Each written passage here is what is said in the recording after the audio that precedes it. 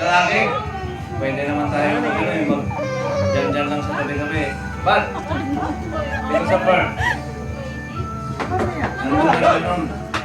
Siya yung inspirasyon ko nung time na naghihirap ako sa Tanay. Yes! So, training.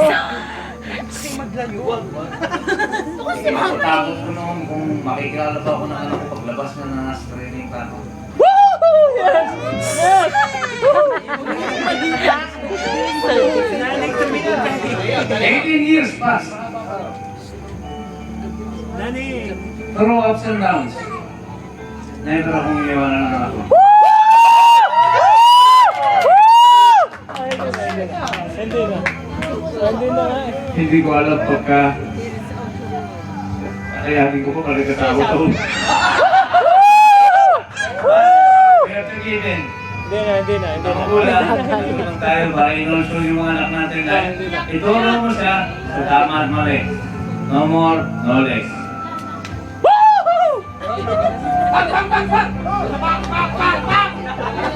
Salamat sa lahat ng tulong. Alisin mo yan. Lahat ng kasama sa mga kanto. At salamat. Mama! Inabot ko yung sponsor ng panganay ko. Mami! Wala na akong sabi. Salamat sa lahat. Ay, nandun si Aga! Sila Tito Nol! Thank you. Happy birthday lang. Mama Pam! Mama Pam! Message! Ay, nagbayagan ako.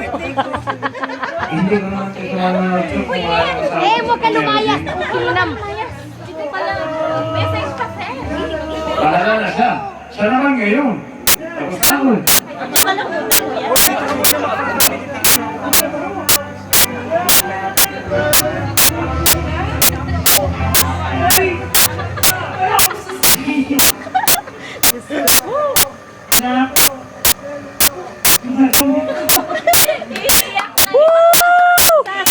Ayan.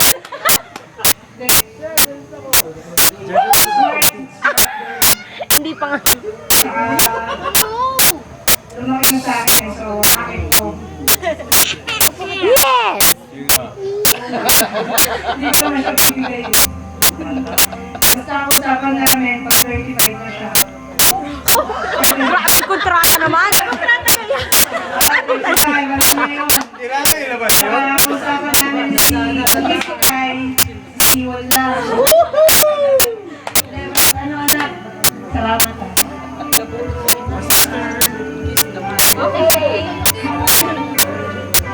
Sabi niya mga Korean gusto utukan. So, sige gagawa ko ng paraan para makapunta siya.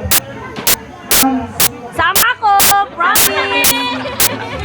After 5 years! Eh, Woo! Uy, mamaya po may... Parang pangit yung drive mo. Kayla! Kayla, alis! Kuya, ning! Wala na. Oh, bye na. Bye. Picture na mo na.